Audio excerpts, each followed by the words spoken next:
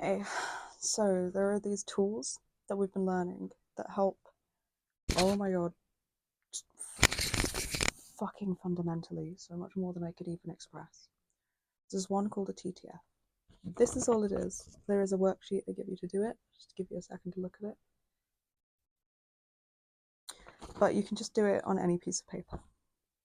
So TTF is trigger, thoughts, feelings, and then reaction. That's TTF are, but just call them TTFs. And at first, it can be confusing to separate feelings from thoughts. It can be confusing to recognize what thoughts even are. It was for us.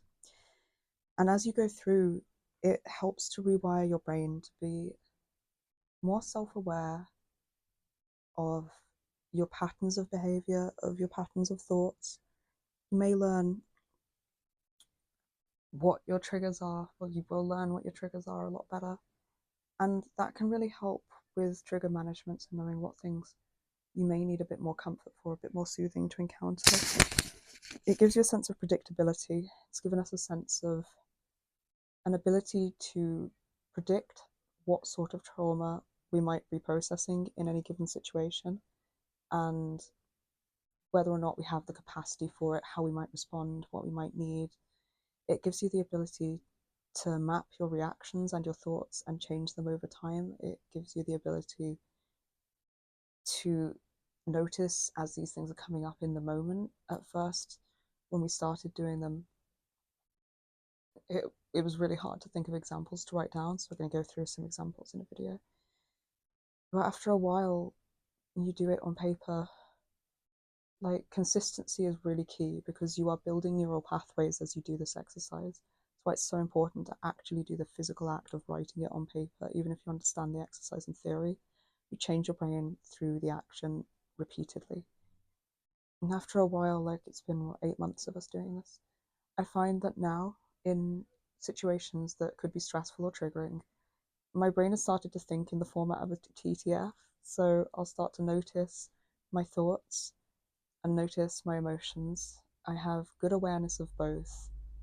I have like a complex array of emotions and an ability to hold many different ones at once, which really helps with integration as part of the system.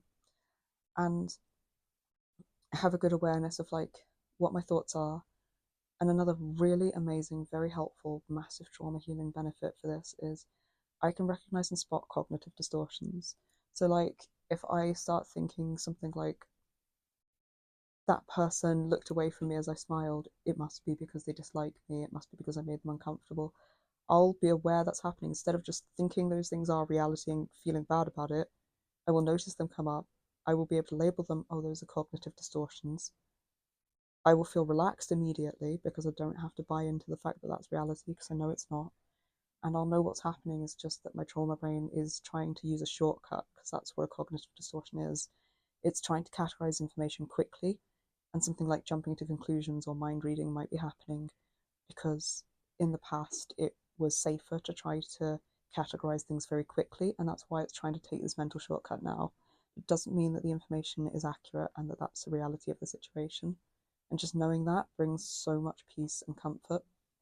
And you can give counter thoughts like they may be feeling awkward, they may be having a rough time, maybe they don't like eye contact, maybe they didn't even see me looking at them and smiling, and you actually believe those things. So just feel a lot more relaxed and a lot less anxious.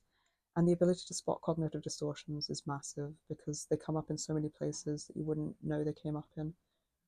And the amount of things that we can deal with now with such reduced stress, like, reduced in terms of like polyfragmented DID system trauma of trauma survivors.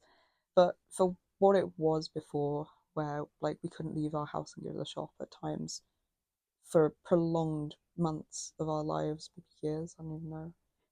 And now just being able to feel like we can feel that security and that stability in ourselves. Like I don't need to avoid silences. I don't need to fill silences. I feel more comfortable with emotions that even feel uncomfortable because I'm more familiar with them, so they feel safe.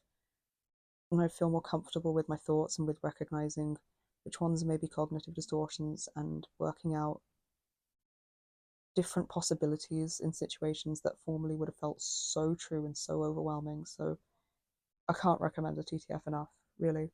It's been one of the most helpful things that we're learning to do at SciUS. We're going to go through some examples now.